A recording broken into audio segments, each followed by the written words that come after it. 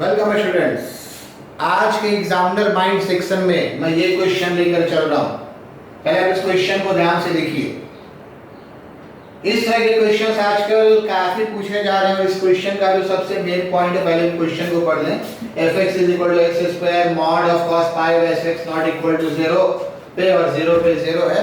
इस क्वेश्चन का जो मेन पॉइंट चल रहा है, ये वाला फंक्शन 1/x 0 पे इंफिनिटी की ओर जाता है या माइनस इंफिनिटी की ओर जाता है। ठीक है, इसमें 0 क्वांटिटी से मल्टीप्लाई हो रहा है, तो इसके डिफरेंशिएबिलिटी कैसे निकालते हैं, कुछ लोगों को परेशानी होती है। और इसमें जो सबसे बड़ी बात है, ये डिफरेंशिएबिलिटी एग्जिस्ट करने की पॉसिबिलिटी सिर्फ इसलिए होती है बाउंडेड फंक्शन है। x आपका इंफिनिटी पे जा रहा है 0 प्लस पे और माइनस इंफिनिटी पे 0 माइनस पे, और cos एक बाउंडेड फंक्शन है, इसलिए मैंने कहा डिफरेंशिएबिलिटी ऑफ बाउंडेड फंक्शन। ये आजकल का लेटेस्ट एक क्वेश्चन सेटर के पूछने का तरीका चल रहा है, और ये बहुत सिंपल फैक्ट है। हम सिर्फ इसलिए नहीं कर पाते एक फंडामेंटल पॉइंट को, एक फंडामेंटल क्वेश्चन को जो आपको कहीं भी मिल जाएगा, किसी भी किताब में मिल जाएगा, उस क्वेश्चन को हम रिजल्ट मानकर नहीं चलते हैं। एक फंडामेंटल फैक्ट मैं पहले बताने जा रहा हूं, उस पे ये x = 0 वाला पार्ट का फटाक से यूं देखेंगे और टिक करेंगे, उसमें कोई परेशानी नहीं होगी। ठीक है, 2 वाले पार्ट के लिए भी मैं एक ट्रिकी सॉल्यूशन बताऊंगा। ठीक है, तो सबसे पहले देखिए फंडामेंटल फैक्ट कि आप इसको एक रिजल्ट मान लीजिए। ठीक है, आप इसको रिजल्ट मानिए आज के समय में आईटीएस एग्जाम के लिए। देखिए हमने एक फंक्शन लिया है, कैपिटल fx मान लिया है, इस fx से कंफ्यूजन नहीं हो।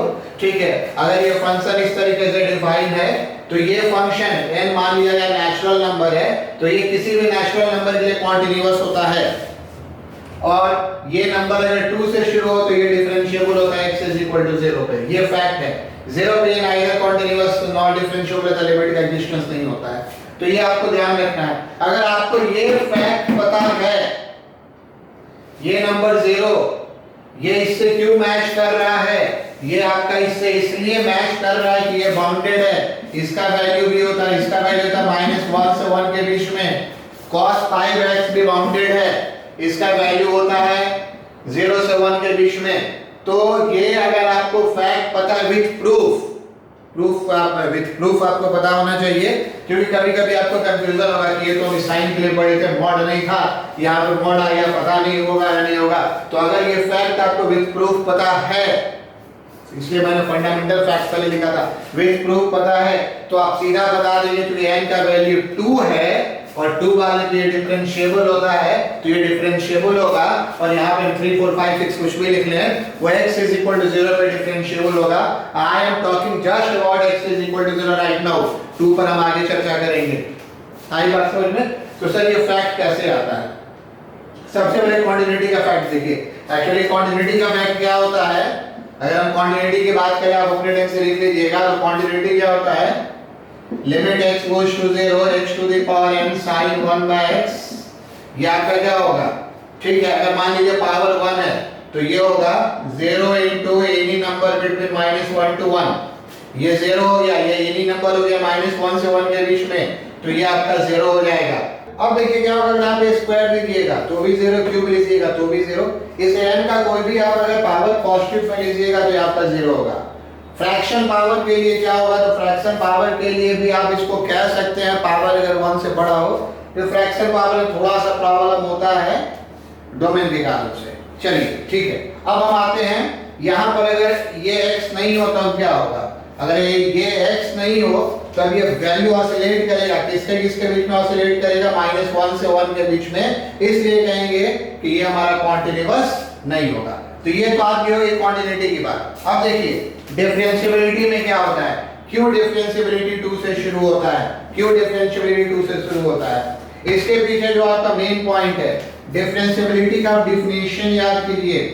ठीक है, सपोज कीजिए हम फंक्शन यही लेकर चल रहे हैं, सपोज कीजिए फॉर एग्जांपल हम यही फंक्शन लेकर चल रहे हैं। ठीक है, n = 1 के लिए लेकर चल रहे हैं और 0x ≠ 0। ठीक है, इधर से थोड़ा हम इस रिजल्ट को इरेज कर रहे हैं, हमको थोड़ा सा स्पेस चाहिए। तो देखिए इसमें आपका क्या होगा, या चलिए यहीं पर आपको बताने का प्रयास करते हैं, समझाना तो हो जाएगा। अगर हम f' 0 प्लस की बात करें तो limit h goes to 0, f 0 plus h minus F zero upon H. ठीक है, अब ये देखिए आपका क्या होगा, एफ डैश जीरो प्लस, अगर हम इस फंक्शन की बात कर रहे हैं तो ये आपका हो जाएगा x रिप्लेस हो जाएगा h से, limit h goes to zero h sine 1 h minus zero upon h। अब देखिए अगर पावर 1 था तो h और h कैंसिल हो गया, अगर पावर 1 था तो h और h कैंसिल हो गया और ये आपका ऑसिलेटिंग वैल्यू आ गया -1 से 1 के बीच में, तो इस केस में लिमिट एग्जिस्ट नहीं करेगा, इसलिए लिमिट एग्जिस्ट नहीं करेगा तो ये डिफरेंशिएबल नहीं होगा, n इज इक्वल टू 1 है। अब हम इसी में सुधार रहे हैं, क्या होगा जब यहाँ पर हम स्क्वायर ले लेंगे, तो यहाँ पे स्क्वायर ले लेंगे, यहाँ पे स्क्वायर ले लेंगे, कैंसिल करने के बाद अब यहाँ पर एक h बचेगा, अब एक यहाँ पर h बचेगा तो आपका क्या हो जाएगा 0 into any value between -1 and 1, sin infinity या माइनस इंफिनिटी कहीं भी जाए फर्क नहीं पड़ता है, वैल्यूज का -1 से 1 के बीच में होगा। क्यूब लेंगे, 4 लेंगे, 5 लेंगे, उस हर केस में इसका वैल्यू आपका ऊपर में एक h बचेगा, h गोज टू 0 है, ये बाउंडेड फंक्शन है, इंफिनिटी की ओर साइन जा सकता है लेकिन बाउंडेड है, -1 से 1 के बीच में से डेफिनेट नंबर है, 0 से मल्टीप्लाई करके आपको 0 बना देगा, और 1 पे लिमिट ही एग्जिस्ट है, n का मान 0 लेंगे मींस ये टर्म नहीं रहेगा तो लिमिट ही एग्जिस्ट नहीं करता, इसलिए क्वांटिटेटिव डिफरेंशिएबिलिटी नहीं हुई। तो यही फंडामेंटल फैक्ट था, इसी फंडामेंटल फैक्ट से आप इस क्वेश्चन को बना सकते थे, क्योंकि ये दोनों वैल्यू 0 आता है तो मॉडुलस से कोई फर्क नहीं पड़ेगा, दोनों वैल्यू 0 आता है तो मॉडुलस से कोई फर्क नहीं पड़ेगा। अब हम इस फैक्ट को जरा इरेज कर दें, इस फैक्ट को हम जरा जल्दी से इरेज कर दें, आपने लिख लिया होगा, आप इसको सीधा लिख सकते थे, ठीक है, f डैश से 0 क्या होगा, limit h goes to 0 f 0 plus minus h minus, हम एक ही साथ करने का प्रयास कर दे रहे हैं, ऐसे तो अलग अलग लिखा जाता है, तो इस केस में आप क्या लिखते हैं, limit h goes to 0 h square cos plus minus h, जो भी आप लिख रहे हैं ये -0 बाई h, एक h से h कैंसिल होता और आपका होता 0 इनटू ये बाउंडेड वैल्यू, समझ गया ना, मॉड से कोई फर्क नहीं पड़ेगा, प्लस माइनस मॉड, एक तो आप पता भी नहीं कर सकते हैं, इंफिनिटी की ओर जाएंगे तो किस क्वाड्रेंट में हम मूव कर रहे हैं, इंफिनिटी पे हमको नहीं पता होगा, 2 पे अभी हम आपको दिखाएंगे पता होगा, तो किस क्वाड्रेंट में मूव कर रहे हैं तो ऐसे भी नहीं पता चलेगा। तो ये हमने जो लिया था प्लस वाले से राइट माइनस वाले से लेफ्ट, यहाँ भी प्लस माइनस कुछ भी आप लीजिए, h कैंसिल हो गया, 0 इनटू बाउंडेड वैल्यू 0, तो कंक्लूजन क्या आया, ये वाला जो फंक्शन है, ये वाला फंक्शन 0 पे क्या होगा, डिफरेंशिएबल होगा।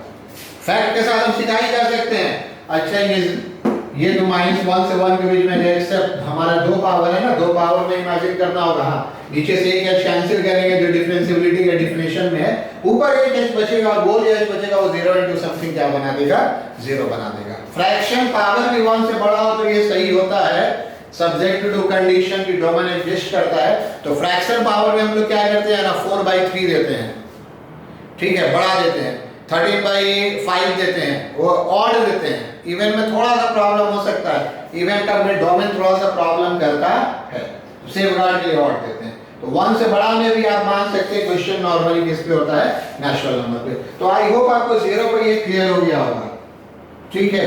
अब हम आते हैं 2 पर, 2 पर ये क्या होगा, पूरे फैक्ट्स के साथ आपने 0 को सीख लिया और हमने शुरू में ही क्वेश्चन को बता दिया, अगर आप उस फैक्ट को ध्यान में रखते हैं तो एजुकेशन का आप यू आंसर कर देंगे। अब ये देखिए 0 पे क्या होता है, 0 पे एक्चुअली ये cos π/2 जो है, cos π/2 0 होता है, मींस 0 के दाईं और बाएं लेने पर आपका फंक्शन प्लस माइनस हो सकता है, हो सकता, 0 की बात नहीं कर रहे, 2 की बात कर रहे हैं। 2 पे जो सबसे बड़ी बात है, 2 पे ओवरऑल यही फंक्शन चलेगा।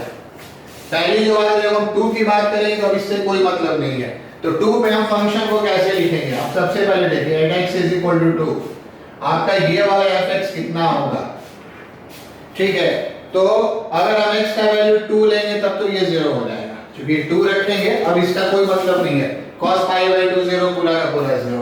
अगर हम 2 से छोटा लें, हम थोड़ा सा इसको ऐसे लिख रहे हैं 2 - Δ2, आप सीधा x 2 नहीं ले सकते हैं, क्योंकि x 2 लेने में वो बहुत सारा क्वाड्रेंट चलाएगा, तो उसका तरीका है 2 डेल्टा यहाँ इंप्लाइड तो बहुत छोटा क्वांटिटी है, 2 से जस्ट छोटा लिखने का ये एक तरीका है। तो जब आप 2 से छोटा लेंगे, मान लीजिए कि फॉर एग्जाम्पल हम यहाँ पे 1.9 लेते हैं, तो जरा बताइए तो इस दोनों में आपका कौन सा बड़ा है, इस दोनों में आपका कौन सा बड़ा है? तो मेरे ख्याल से हमको लगता है कि पाई बाई 1.9 आपका बड़ा है। क्यों बड़ा है? बहुत सिंपल है, 2 बड़ा है आपका किससे? 1.9 से। 1.9 किससे बड़ा है? 1/2 से। इसमें आप पाई से, ये बड़ा है, तो थोड़ा बड़ा होगा, मतलब ये सेकंड क्वाड्रेंट में चला जाएगा। और चूंकि ये सेकंड क्वाड्रेंट में चला जाएगा तो मॉडुलस एक माइनस साइन के साथ बाहर होगा। तो छोटी सी बात की पर मैंने इसको बहुत क्लियरिटी के साथ बताया है, ठीक है? जैसे ही इस 2 से थोड़ा सा छोटा होगा, ये जो आपका पाई बाई x है, ये आपका पाई बाई 2 से बड़ा हो जाएगा, तो ये मॉडुलस खुलेगा with a minus sign, with a minus sign. आई बात समझ में? और अब आप खुद ही गेस कर सकते हैं, अगर ये 2 से थोड़ा बड़ा होगा, ठीक है, 2 से बहुत बड़ा होने पर क्वाड्रेंट, थर्ड, फोर्थ, फिफ्थ सब चला जा सकता है, ठीक है? इसलिए फिफ्थ कह रहे हैं, फिफ्थ वापस 1 हो जाता है। 2 और 2 प्लस डेल्टा, तो 2 प्लस डेल्टा में आप देख सकते हैं कि पाई बाई 2.1 और पाई बाई 2 में इस बार कौन सा बड़ा होगा? तो 1/2.1 आपका छोटा है 1/2 से, ये हो जाएगा। तो ये किसके साथ मिलेगा? x² cos pi by x। अब देखिए इसका शॉर्टकट देखिए, ये कैसे बनाएंगे? ऐसे तो इसको डेरिवेटिव से हम बना सकते हैं, जो डिफिनेशन है, ओरिजिनल डिफिनेशन है फर्स्ट प्रिंसिपल का, बट हम उस पर नहीं आएंगे। एक आपको हम और तरीका बता रहे हैं। Since it is a continuous function, it is a continuous function, ठीक है? ये जो हम शॉर्टकट आपको बता रहे हैं, वो शॉर्टकट सिर्फ लगेगा कॉन्टिन्यूअस फंक्शन में। और x belongs to 2 minus delta 2, इसकी अगर हम बात करें, इस फंक्शन को डिफरेंशिएट करें, f डैश x आपका कितना होगा? माइनस, चलिए ब्रैकेट क्या लेना है, ऐसे ही लिख लेते हैं, या फिर लिख लेते हैं, माइनस पूरे में बाहर रखेंगे। ये आपका हो गया cos pi by x into कितना हो गया? 2x plus x²। ध्यान से कीजिएगा, cos का एक minus sine pi by x, फिर चेन रूल से पाई बाई x का minus pi by x²। I hope सही चल रहा है। x² आपका ये कैंसिल भी हो जाएगा, तो f डैश 2 माइनस क्या होगा? बात समझेंगे हम, 2 इसकी बात कर रहे हैं, इस फंक्शन की भी बात कर रहे हैं, तो 2 से छोटा रखने पर ये आपका cos पाई बाई 2 0 हो गया, और यहां पर आपका क्या हो जाएगा? ये माइनस माइनस प्लस हो गया, और sin पाई बाई 2 आपका 1 हो गया, लेकिन ये पाई है, ये माइनस पाई हो गया। ये बात आप समझ रहे हैं? अब आपका ये क्या होगा? f डैश 2 प्लस पे, तो f डैश 2 प्लस पे आप इसको सीधा इसको डिफरेंशिएट कीजिएगा, सब कुछ ऐसा ही आएगा, ये वाला पाई बाहर में नहीं रहेगा, तो ये आपका क्या रहेगा? प्लस पाई आ जाएगा। Since f dash 2 minus is not equal to f dash 2 plus, it is not differentiable at x is equal to 2। तो देखिए पहला मैंने कैसे बताया, एक फैक्ट ही मान लिया, वो फैक्ट आपके लिए बहुत जरूरी है। और दूसरा मैंने क्या बताया, ये फंक्शन कॉन्टिन्यूअस है। कैसे कॉन्टिन्यूअस है? आप क्वांटिटी भी चेक कर सकते हैं, बट क्वांटिटी की प्रॉपर्टी से भी आ सकते हैं। फंक्शन जो है कॉस है, मॉड है, पॉलिनोमियल है, इस तरह का फंक्शन अगर डिफाइन है, ये 2 के इन अराउंड डिफाइन है, सिर्फ 0 पर नहीं डिफाइन करता, 2 के इन अराउंड कॉन्टिन्यूअस होगा। और कॉन्टिन्यूअस फंक्शन की डिफरेंशिएबिलिटी आईबी एग्जाम में आप सीधा डिफरेंशिएट करके निकाल ले सकते हैं। बोर्ड एग्जाम में तो ये सब आता नहीं है, सीधा डिफरेंशिएट करके निकाल लीजिए, क्योंकि ये जो शॉर्टकट चलेगा वो सिर्फ कॉन्टिन्यूअस फंक्शन में, डिसकंटीन्यूअस में लगा देंगे तो आप बच्चा खा जाएगा, बोलेंगे सर तो वहां पे ऐसे किए थे। कॉन्टिन्यूअस कॉन्टिन्यूअस कॉन्टिन्यूअस, सिर्फ कॉन्टिन्यूअस फंक्शन में आप ये वाला काम कर सकते हैं। साथ में एक और बात का ध्यान रखते हैं, डिफरेंशिएशन भी आसानी से संभव हो, तो ये कर सकते हैं। अगर मान लीजिए फंक्शन कॉन्टिन्यूअस नहीं मिल जाए, फिर वहीं पे खत्म था, फंक्शन कॉन्टिन्यूअस नहीं है तो डिफरेंशिएबल भी नहीं होगा। आ रही बात समझ में? जैसे कॉन्टिन्यूअस का ये एडवांटेज है। तो फाइनल आपका आंसर हो गया। बहुत ध्यान से आप क्वेश्चन को देखेंगे तो पता चलेगा, हाँ जल्दी से कर सकते थे, 3 मिनट बहुत मैक्सिमम टाइम था, किया जा सकता था 2 से 3 मिनट में। तो फाइनल आंसर क्या हो गया कि ये 0 पे आपका डिफरेंशिएबल होगा, 2 पे नॉन डिफरेंशिएबल होगा। अब आते हैं एक और बात हम चलते चलते आपको बता देते हैं कि अगर आप इसको फर्स्ट प्रिंसिपल से चेक करते, वाया डिफरेंशिएशन चेक करते तो क्या होता है। ठीक है, इसमें आपको जो कुछ लिखना पॉज करके लिख लीजिएगा, ठीक है? ठीक है, और इसको आगे बढ़ते हैं। फर्स्ट प्रिंसिपल से क्या होता है? फर्स्ट प्रिंसिपल हमारा क्या होता है? हमारा फर्स्ट प्रिंसिपल होता है, देखिए फर्स्ट प्रिंसिपल मींस चलिए इसको लिखिए। फर्स्ट प्रिंसिपल कहते हैं मैथमेटिक्स में जो डिफिनेशन बेसिक दिया जाता है, इससे आपका f डैश 2 प्लस क्या होता है, ये होता है लिमिट h गोज टू 0, ठीक है, f of 2 plus h minus f2 divided by h। अब ये वैल्यू लिखते चले जाएंगे f डैश के लिए। यहाँ पे इसको इरेज किया जा सकता है क्वेश्चन का, तो मैंने आपको आंसर बता ही दिया है, जस्ट एक और तरीके पे हम आ रहे हैं। ये आपका क्या होता है, limit h goes to 0 f2 plus h, इस फंक्शन को हमने ले लिया है 2 प्लस h का square cos pi by 2 plus h। ऐसे क्वेश्चंस में नॉर्मली इसको 0 पे सेट किया जाता है ताकि काम आसान हो जाए, और डिवाइडेड बाई आपका क्या है, डिवाइडेड बाई h। अब ये लिमिट कैसे सॉल्व करें, यहीं पे आपका टाइम टेकिंग हो जाएगा, वो हम भी पूरा सॉल्व शायद ना करें पर आपको हिंट दे देते हैं। Limit h goes to 0 2 plus h का स्क्वायर। अब इसको साइन में बदल लेंगे, अदरवाइज थोड़ा मुश्किल होता है। Sine pi by 2 minus pi by 2 plus h, sine pi by 2 minus theta cos theta. आप देखिएगा h गोज टू 0 पे ये 0 पे जा रहा है, तो इसके लिए हम इससे डिवाइड कर दें पाई बाई 2 प्लस h, तो इससे फिर हम मल्टीप्लाई भी कर दें पाई बाई 2 प्लस h, और नीचे आपका एक h चल रहा था, ये एक h चलेगा। अब ये साइन 0 बाई 0 का फॉर्म है, तो ये आपको 1 दे देगा। बाकी आपका ये h वगैरह कैंसिल कैसे होगा, h वगैरह कैंसिल, इस h को एक्चुअली मेन कैंसिल होना चाहिए था, तो वहां तक हम आपको थोड़ा सा कर दें 2 प्लस h का स्क्वायर 1, ये वाला h 1 लिख लिया, h लिख लिया, ये एलसीएम आपका क्या हो गया 2 into 2 प्लस h, ठीक है। पाई आप बाहर ले सकते हैं इसमें, यहाँ पे क्या हो जाएगा 2 प्लस h माइनस 2, लगभग मैंने बना ही लिया। देखिए आप आपका पहले ये आपका 2 से 2 कैंसिल होगा, फिर ये वाला h ये वाला आपका क्या हो जाएगा h कैंसिल हो जाएगा, देख रहे हैं। फिर h गोज टू 0 रखेंगे तो यहाँ भी 4 हो गया, और यहाँ भी 2 into 2 क्या हो जाएगा 4 हो गया, ये 4 बाई 4 में कैंसिल हो जाएगा, क्या हो जाएगा 5 हो जाएगा। ये ओरिजिनल डेफिनेशन हुआ। आई बात समझ में, मैंने लगभग सारी बातों को बोल दिया है, ठीक है। तो ये आपका ओरिजिनल डेफिनेशन हुआ, उस डेफिनेशन से आप कर सकते हैं। अगर ये बोर्ड एग्जाम में कभी सिलेबस में आ जाए तो हमको ऐसे करना होगा। बोर्ड एग्जाम में फर्स्ट प्रिंसिपल ही चलता है, बट अभी ऐसे बोर्ड एग्जाम में नहीं है। तो इस क्वेश्चन में मैंने जो आपको पहला तरीका बताया, जो फैक्ट बताया, उस फैक्ट पे आप देखेंगे आजकल आईटी एडवांस पर बहुत ज्यादा क्वेश्चन पूछे जा रहे हैं, और उस फैक्ट को ध्यान रखिए और थोड़ा सा कॉमन सेंस अप्लाई कीजिएगा। फंक्शन है, बाउंडेड है, 0 into something value this between this, ये हो जाएगा। अगर फंक्शन tan वगैरह आ गया तो प्रॉब्लम होगा, tan बाउंडेड नहीं है, minus infinity to infinity unbounded. Sir bounded कहने का क्या है, मतलब किसी दो नंबर के बीच में है, डेफिनिट नंबर के बीच में, जो 0 से मल्टीप्लाई करके उसको 0 दे रहा है। तो इस क्वेश्चन में काफी कुछ सीखने को था, इससे आपका अनुभव काफी कुछ आएगा, और हम समझते हैं आप इस क्वेश्चन को मैं समझता हूं आपने इस क्वेश्चन को एंजॉय किया होगा। अगली सीरीज में एक और नए क्वेश्चन के साथ आते हैं। Okay, thank you.